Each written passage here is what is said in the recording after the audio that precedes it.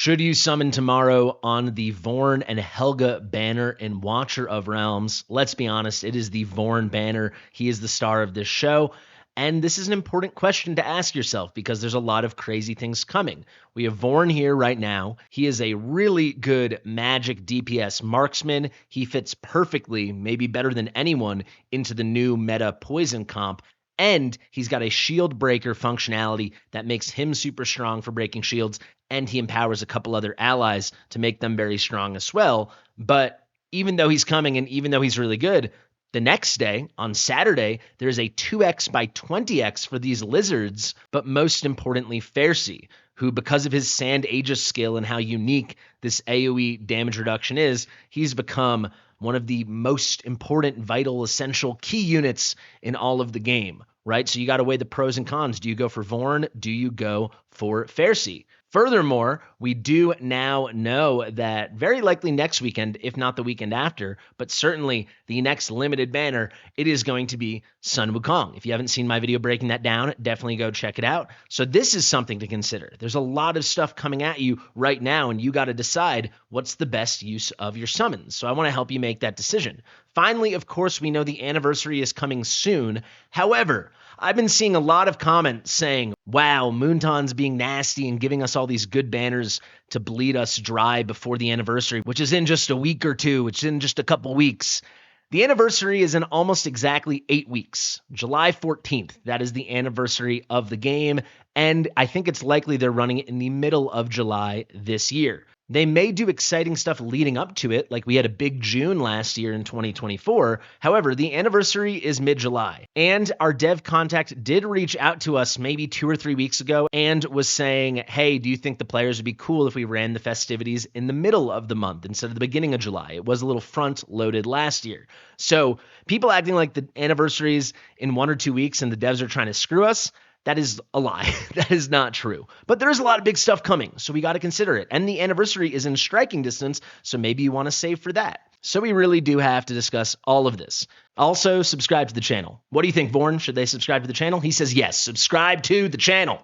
This is right now on the global server, but let's pop open my test server account here. This is the Fastidious test server, and I wanted to do a little showcase of Vorn with you here. I'm planning a much bigger Vorn guide tomorrow. Hopefully I get it out. I'm doing my best here, guys. They're throwing so much new stuff at us. It's hard to keep on top of everything, but I'm gonna, at very least, there'll be another showcase on Vorn tomorrow, but I'm aiming to put out a big Vorn guide tomorrow. But here, just in anticipation of the banner, I wanted to show you how insanely well he fits into a poison comp. So what I want to do is head into Nightmare 3 over here. You guys might not think this is the most interesting content. I don't care about Nightmare 3. We're just going to use the dragon as a test dummy that we're going to beat away at. And I want to try Vorn in 3 comps. The comp actually will be the same every time, but what we're going to do is we're going to change the Lord. So first off, everyone's going to be A0 except for when we introduce Vixera, who's an epic. She'll be at A5. And then our healers. So we got Ferssi A0, Aelin A1, and then importantly, we have Diao-chan A5. The reason it is important that Diao-chan is A5 is because it's A3 or higher, and at A3, her Song of Sorrow, this passive, can strengthen 1 additional ally. We're going to be testing 3 DPS at a time. Typically, this passive over here, Song of Sorrow, is going to provide a continuous penetration increase to 2 non-healer allies. At A3, it becomes 3, so we get a perfectly nice, even test. But I kind of want to hop in. People were asking after my last showcase featuring Numera and the big Numera guide I did. They're like, can you show these guys with Yovar?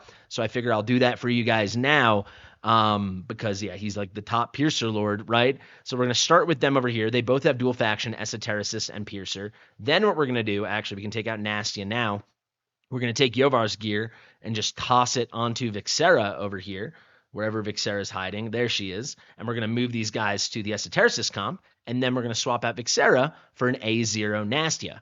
And you guys are really going to get a clear picture on how well Vorn functions in the poison comp. As simple as that. I'm not going to make you watch the whole run. I'll show you this first initial setup with Yovar, and then we'll just keep cutting to the results at the end. But yeah, it's pretty wacky. So here's our Yovar. Let me quickly show you the gear. The gear currently on Yovar, that will be moved to Vixera and then be moved to Nastia. They're going to be wearing the same gear every time. And in general, all of this gear is just very consistently the standard gear I've been featuring a lot on the test server lately. So I'm always going 2 main stat pieces on the right with attack bonus, 1 with crit damage. So we'll click through there. I'm making sure on the right side, there's 1 piece that is a flat attack substat. There's 1 piece with a rage regen substat. And then I'm making sure on the left, it's always Warlord with attack bonus crit rate crit damage for both the weapon and the breastplate. No extra DPS on top of that. And yeah, you can see it comes out very, very consistent, usually about 230 to 260 attack speed, always right around 190% additional crit damage.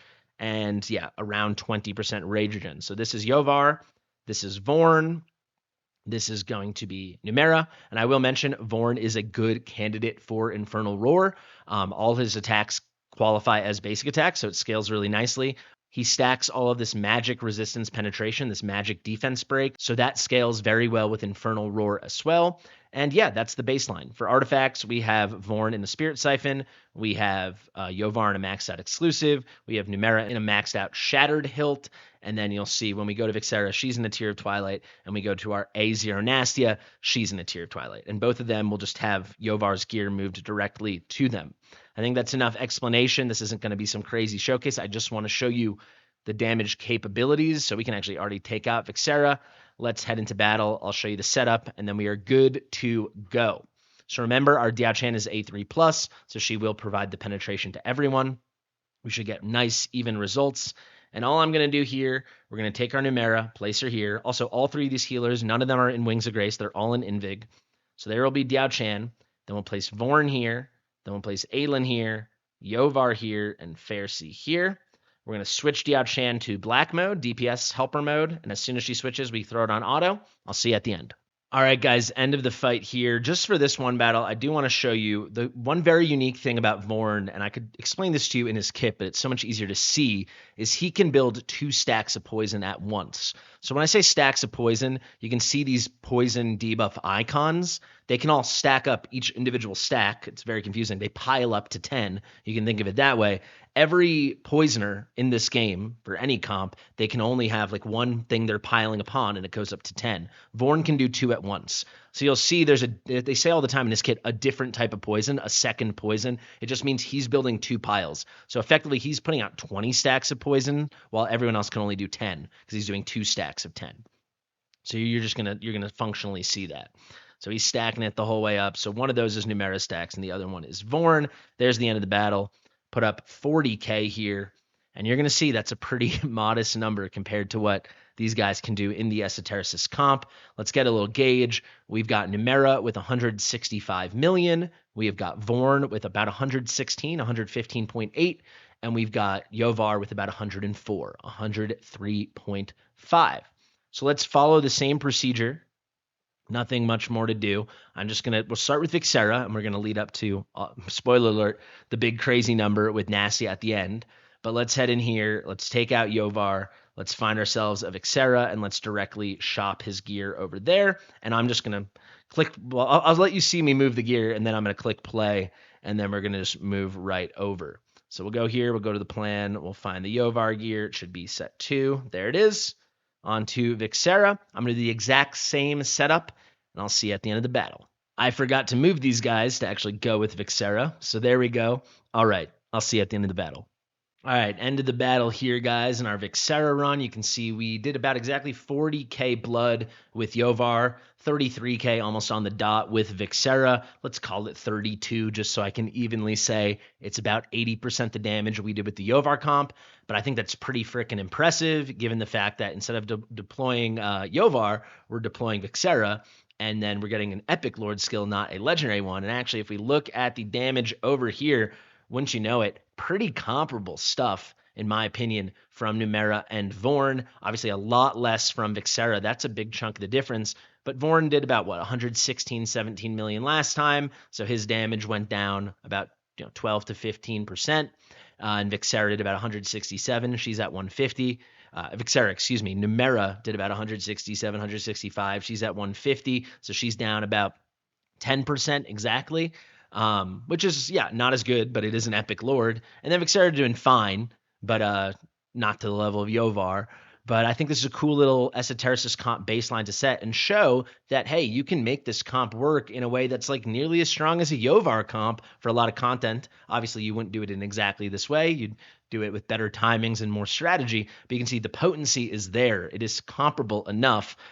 Now let's get to some crazy stuff. Let's throw in our A0 Nastia, and let's see the big numbers. All right, we got Nastia A0 here. Let's throw the Yovar gear, which is currently on Vixera, onto her. So that should be SBA2, wherever that is hiding. There it is. You can see it's on Vixera. Now it is on Nastia, and this will be our final little test. And then we're going to break this thing down in a pretty major way. So I'll see you at the end. All right, here we go, guys. Over a minute left in the fight, and we've already passed the Yovar number. Figured I'd check in now just to show you how crazy it really is. This is like the way they dreamed up the comp. Obviously, I'm not doing perfect timings, nothing like that. It's full auto. This is not a real boss the way we're approaching it. It's just like a punching bag, as I like to say. But this kind of shows how powerful this comp really can be. Everything A0, and you're getting 50K plus pretty mindlessly. Obviously, the gear, of course, is good. But, I mean, compared to Yovar, I mean, it's night and day. We're doing... I mean, what is this? It's so much more, over that 30% more damage. Pretty remarkable stuff. It only scales crazier and crazier with Awakenings. You can see we were at like 165, then it went down to like 165 for Numera with Yovar, then it was like 150 with Vixera. We're up to almost 207 million here with Numera. Vorn was at like 116, 117 with Yovar. He went down to about 100, 101 with Vixera. Fairly close. Shoots up to 150. I mean, he is perfect for this comp with Nastia. And then Yovar did about 100 million damage with himself. Nastia does about 156 million damage with herself. So it's something for sure. And I'll tell you, if we really wanted to lean into these builds a little better, we'd probably put a little more attack speed on them and it'd scale even crazier. But I did just want to set that baseline just to show you how potent this is. Show you how realistic it is to run this as a Vixera comp if you have to do that. And then if you're lucky enough to have Nastia, I mean, you take out the Numera, right? Vorn would do all that by himself. There's actually a very interesting mechanism that exists between Vorn and Numera. Tomorrow I'll do like a full Vorn guide. Actually, what I'm thinking I'm going to do, let me know what you guys think of this in the comments. I think I want to do the Vorn guide. I think I want to do Apocalypse 2 Semra because he scales super well there. He's like made for that. He's really made for that in Abyss 1. And then you're saying, well, then why don't you show him in Abyss 1? I think I'm going to plan. Hopefully it comes out by Saturday, Sunday. I know it's been delayed, but my Nastia guide, I'll be sure to feature him. And for that guide, the content we will showcase is Abyss 1. And he's really good there. So if you're wondering why I think he is so cool for those two pieces of content, this thing over here, this shield break, so he does 50% increased damage to shields. So that is huge for Abyss 1, those really tricky shields. But he's magic, so he's going to help with the magic. The damage he does is pretty special, but then he applies a brand new buff, Shield Break, 30% increased damage to shield, and that's going to land on the allied fighters with the highest attack, right? The 2 allied fighters. So that could be Numera if you're running that kind of comp, so it's going to help even more with magic, but maybe you don't have Numera, or you do have Numera, but then you're running like a Kagiri and a Wukong or a Twyla and a Kagiri. They're going to have higher attack. They get the buff. So that makes the physical easier, the physical DPS, and then he's helping with the magic DPS for the shields. This is really, really, really good. The second part, I kind of hate when they do this in the game. Mind of Hatred, this passive, is 2 passives. There's the shield break thing. He does increase damage to shield, 50%. Then he lends 30% increased damage to shield to the 2 allied fighters with the highest attack. And then a totally separate thing, each time he triggers his ult, he's going to permanently gain 10% magic resistance penetration, and this permanently stacks up to 5 times. So that means he's ignoring 10% of the magic resistance, aka the magic defense. Once it has 5 stacks, he's ignoring half of the magic defense as a baseline. Other penetrating effects can help, like what Diao Chan was providing, as well as if you had like an A2 plus Nastia. There's a lot of little things that could happen, but that is not very relevant in Guild Boss 1, in the Drake, even for Abyss, having that penetrating damage. It is really good, actually, I should say, for taking down their shields, but in APOC, in Semra, in really hard high defense, high magic resistance content, this is crazy. So the way a Silas or a Lucius or a Wukong, when he consumes his Sunder, the way they shred through those Aegis phases, the second phase in Titanic Ruins in Semra. Basically, he's going to do that. This is kind of the magic version of what Twyla does. So he can do, every time he ults, stacking up to 5 times, he ignores 10% magic defense, so 50% total. Twyla has like the supercharged version of this over here, whereas Twyla, each time she ults, she ignores 10% of normal defense, physical defense. So this is the physical version as opposed to magic. This stacks up to 8 times, so she can ignore 80. Obviously, that's a crazy shred. She only has to deal with 20% of the defense, but Vorn only 50% of the magic defense. So very, very, very cool thing. The final thing to talk about with Vorn before I start answering that question, should you summon, is I said he had a very nice interaction with Numera where she's helping him out. Certain content it hurts, certain content it helps, but in general, it mostly helps. You can see here, whenever he has a poison effect that he placed expire, whenever one of his effects expires, he's going to gain 1% attack increase per stack. He can build the 2 piles, right? So he can have up to 20 stacks out there. And then if they all expire at once, which they usually will, when what I'm about to describe does happen, he gets a full 20%, attack boost, which is really, really strong. So what does that have to do with Numera? Well, Numera has the special ability Toxic Surge. So if we pull up Numera over here, from her passive over here, you can see she can trigger 1 time of Toxic Surge. This is an instant activation or an explosion of all the poisons up to 30 stacks. Those can easily, like in the content you're just seeing, she kept exploding all 20 of Vorn's stacks, so she's ensuring he gets the full attack boost. Sometimes you're going to want to leave those poisons up, right? You don't want to lose those dots, but a lot of times you just want to crank that attack to the moon. So he's super meta for a lot of upcoming stuff. Very, very strong hero. But it begs the question, should you specifically summon? So I'm going to go a lot harder into Ferssi stuff tomorrow. But to be honest, if you are late game and certainly pushing into the end game or your end game, and you still are needing that AoE damage mitigation, which only he has, it's a unique buff to him. The only other unit that has anything like it is Beelzebub, and it's only when Beelzebub ults, and it's only for cultists. So it's really not relevant for most content outside of Gear Aid 1 right now. It's just Ferssi, so until they add another unit that has AoE magic damage reduction, I really do think Ferssi is the top option. Could Vorn help you in like 6 different ways, DPSing through a lot of really hard content, a lot of boss content? For sure. But is that the same thing as Ferssi, who like you basically need for certain things? Like to go very deep into Abyss 1, you're just going to need Ferssi, the vast majority of people. Outside of very specific Carnelian comps for Gear Aid 224, you just need Ferssi. There's just a lot of things like this. It's just, he's too powerful. If you don't have him, this isn't just a rate up. This is a 2x by 20x. So the actual base chance to get a legendary is doubled to 1% as opposed to 0.5%, and then you get the 20x rate up. So if you don't have Ferssi, this is your best shot to get Ferssi. I know it sucks, you still might not get him, but I think that moves the needle more. If you already have Ferssi, frickin' forget it. And then with Vorn, it's like Vorn versus Wukong or future anniversary stuff and future limiteds to come.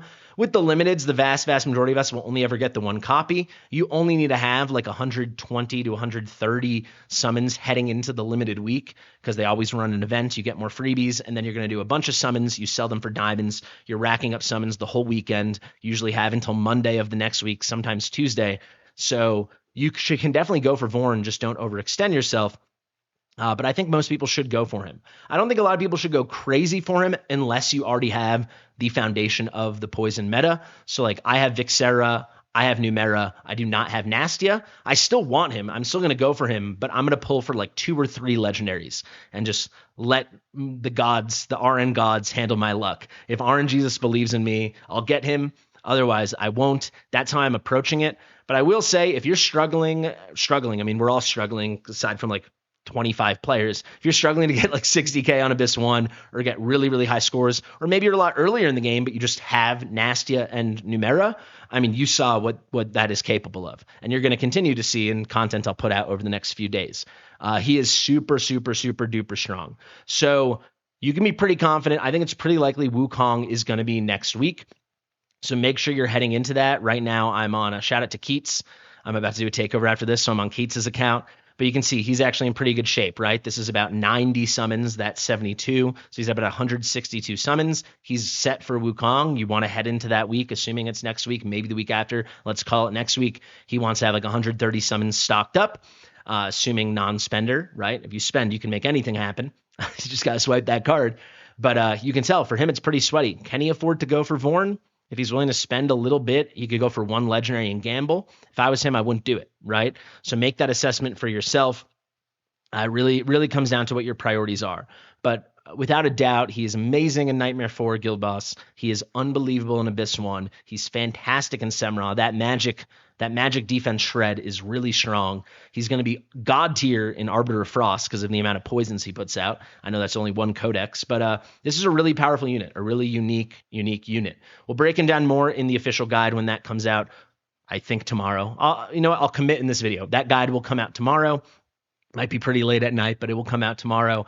And yeah, I hope that answers your question. There's just a lot of stuff to consider. I can't overstate how important Ferssi is. Do I hope they're going to add more heroes to the game that have that ability? If that ability, the AoE damage reduction, his Sand Aegis passive, wasn't so unique, Ferssi would just be a great hero. And there wouldn't be anything more than that. But because he's the only one in the game effectively with it, he's god tier, right? He's literally in a league of his own because no one else can do that, and it's a very important skill. So you can't sleep on that. But for everyone else, take a shot. Don't overextend yourself and be screwed for Wukong if you want to pick up a copy. And yeah, keep the anniversary and future limiteds coming in the back of your mind. I think very likely the pattern they are going to employ, or the strategy they're going to roll this out, we're going to get Wukong, then probably a shorter break, like 3, 4, 5 weeks, probably 4 or 5 weeks. I think they're going to do a new limited, and I would expect it to be really good. And then maybe 4 or 5 or 6 weeks after that, it's going to be Kagiri. That's what I believe is going to happen. That's a theory, but that's what I expect to happen. They're going to want to make some dollar bills over the anniversary, and show their shareholders, their board of directors, some amazing results like they certainly had last year, because the anniversary was a slam dunk last year. But there you go, guys. I hope you enjoyed the video. I hope you enjoyed the showcase. I've been Fastidious. Let me know your questions below. Share it with your mother. Subscribe to the channel, and I'll see you real soon. Bye.